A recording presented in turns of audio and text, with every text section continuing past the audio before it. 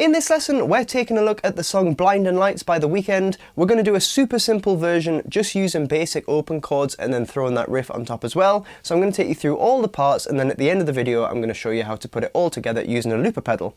So this video is part of series 4 of my beginner guitar course, where we're pushing beyond just those basic open chords and adding some melodies in as well.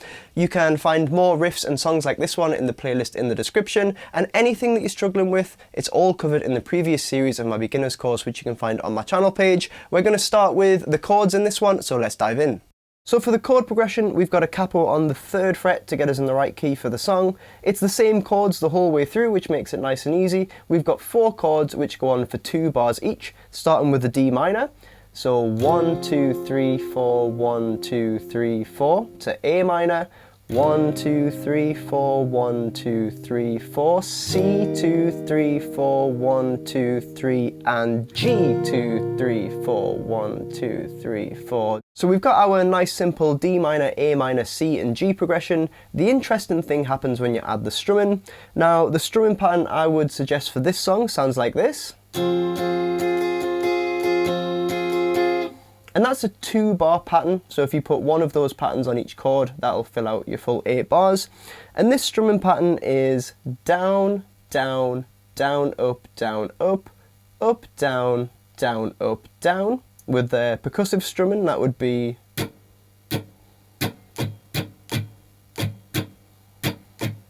so down, down, down, up, down, up, up, down, down, up, down. And with the chords,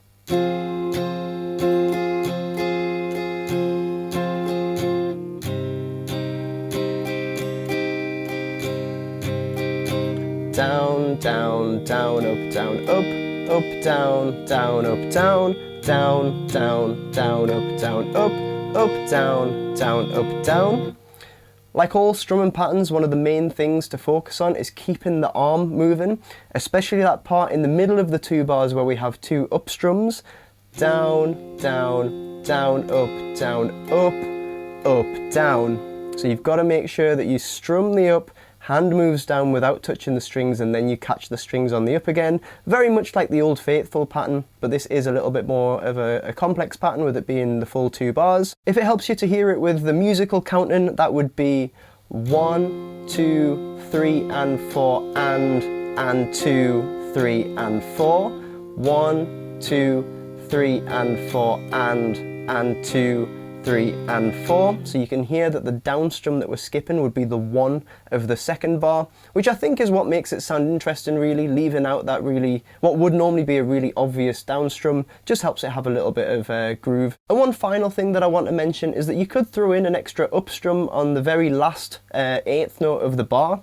So that would be 1, 2, 3, and 4, and 2, 3, and 4, and 1, 2, 3, and 4, and 2, 3, and 4, and 1, 2, 3, and 4, and 2, 3, and 4, and 1. And normally when you do this, it happens while the chord is changing. So for example, between the C and the G, it might sound like at the very end of those 2 bars, a down strum on the C, an up strum on kind of just the open strings, which sounds really messy when you slow it down, and then a down strum on the G. But if you hear it in the context and at the speed of the song, you don't notice it at all.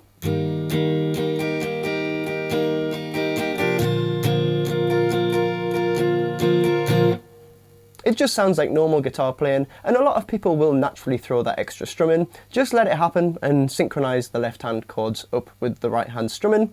But those are the rhythm parts for the song, and now let's take a look at the lead part. So taking a look at the lead part now, and the first thing I want to mention is that you don't need the capo on anymore. None of the notes that we're playing use any open strings, so it wouldn't actually make a difference if you left the capo on or took it off, because the capo only affects open strings. I prefer to take it off if I'm not using it at all, but you could leave the capo on, especially if you're going between looping the chords and playing the melody. And the other thing that I want to talk about is the sound. So on the demo, the sound that I used is the exact sound that I use when we play this song live in my band. And basically what I'm trying to do is get away from a traditional guitar sound, because the original track doesn't really have any guitars on it, it's more like just synthy stuff. So I'm trying to make the guitar sound a little bit more synthy and more sonically interesting in that way. So what I'm doing is I'm adding quite a bit of distortion, quite a bit of reverb, a little bit of delay, and also a phaser. You don't have to use a phaser, like a different type of modulation will do the same trick, but just something to take it to a different level in terms of the sound. So if I play the riff without any of those effects on, it's going to sound pretty plain.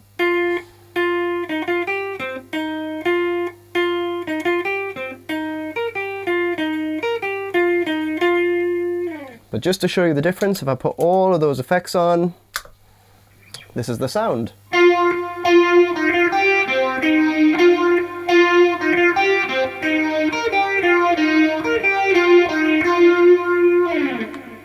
So have a bit of a play about with it and see if you can get an interesting sound as well, especially if you're doing the looping, because then your chords will be nice and clean, but your lead part will be nice and affected. Just while I'm explaining how to play this part, I'm going to turn off all the ambient effects and just leave the distortion on so you can hear a little bit more clearly what I'm doing. Another thing I want to mention is that if you're sort of familiar with a bit more theory and a bit of scales, it might be nice to know that this is in the key of C minor pentatonic. So if you know your minor pentatonic scale, you should see how this riff lines up with that scale. But absolutely no worries, if you haven't got into scales yet, you can just play it by learning the notes. So for this riff, we're going to start with third finger, playing the 10th fret on the G string, and we're going to play that note twice. We're then going to use first finger to play the 8th fret, third finger to play that 10th fret again, then we're going to move first finger up to the B string. Now we're going to jump all the way down to D string with third finger on the 10th fret, and then finish that phrase off with the first finger on the 8th fret of the G again. So that was...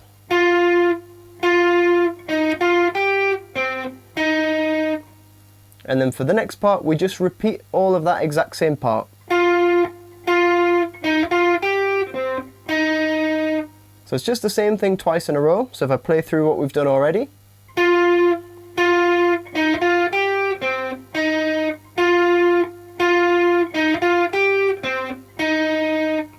And then the second half of the riff is just another repeated phrase as well. So this one, we're going to move up to the 11th fret on the B string, and you can play this either with little finger or third finger. Normally in these situations, I'll angle my hand and use the third finger, but for some reason in this riff, my instinct is just to stick with the little finger. Doesn't matter either way, so try both and see what you prefer. But it's going to be that 11th fret B, then first finger 8th fret B, third finger 10th fret G, and first finger 8th fret G. So that's our little 4-note phrase. Just descending the pentatonic scale, and it just repeats that twice. So, and then at the very end we do have this third finger playing the 10th fret on the G string again. So technically the riff starts and ends in the same place. So you can kind of just hold that note until the chords loop round again, and then you start the riff from the beginning. So that ending in full.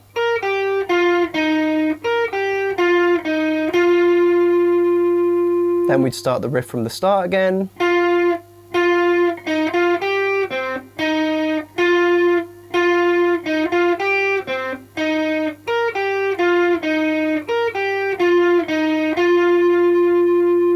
And as I say, you could play that ending either with the little finger or the third finger.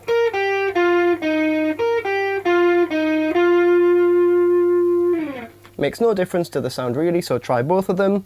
And that is the notes in the melody. So now let's just take a look at the picking. So just while you're getting used to finding the right notes in the riff, it might help to start with all down picks in the picking hand.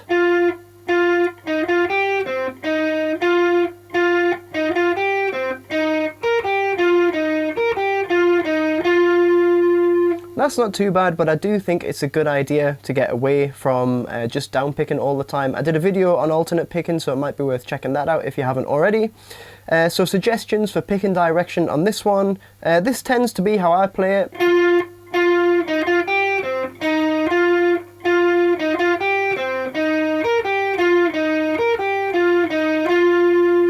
So you can see there's a nice mix of up and down picks in that version. And what I'm doing here is I'm starting with 2 down picks.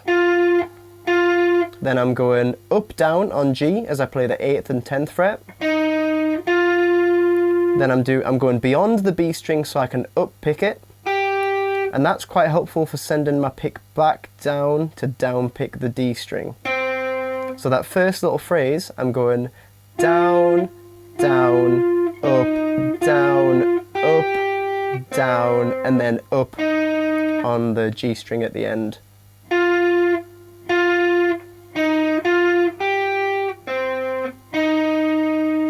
Particularly up picking the B string so it sends the pick back to the D string, then down picking the D string so it sends the pick back in the right direction for the G string is pretty helpful. I do think it is more efficient to get these picks in where you're heading towards the next string that you're going to pick. So that's a good little example of throwing some of that into your playing. And then for the ending, a little bit simpler, we've just got that 4-note run. And I would just play it with straight alternate picking, so down, up, down, up, down, up, down, up, down. So we're going down, up on the B string, then down, up on the G string, same again, and then just finishing with a down pick on that 10th fret at the end. So one more time slowly, this is how I would pick the riff. I'm going to go down, down, up, down, up, down, up, down, down, up, down, up, down, up, down, up, down, up, down, up, down, up, down. Now picking direction is a little bit subjective and lots of players feel the picking in a different way that makes it comfortable for them, swapping some of the ups and downs. So don't feel like you have to do it exactly this way that I've done it.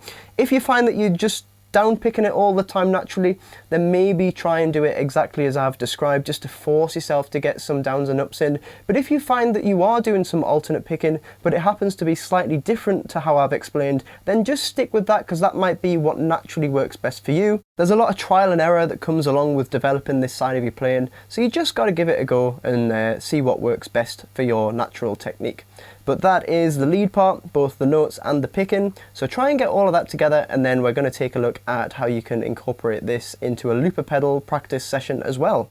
So now that you're familiar with the parts, let's take a look at how you would use a looper pedal to practice them. And we're going to start with the chord part first. So if I record my chords with the strumming, we'd have this.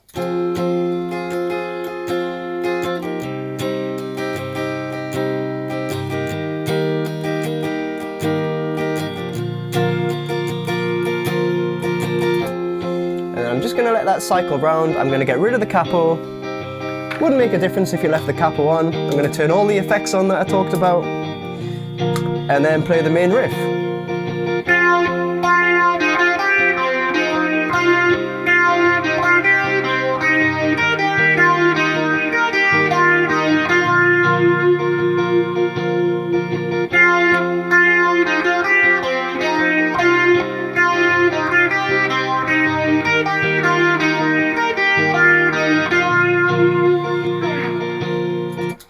So a pretty simple one in terms of looping. I guess the only thing to think about is just getting it up to speed, because it's a little bit of a fast riff and a slightly more complex strumming pattern in there as well. But yeah, the melody is quite simple, so just enjoy playing it, I guess.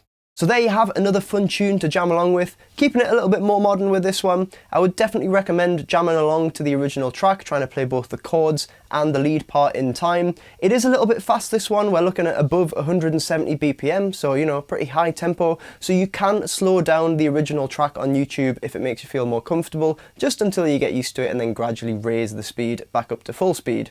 I'd also recommend trying it with a looper if you have access to one as well, because then you're completely accountable for the timing, and I think that's really good for your development as a player.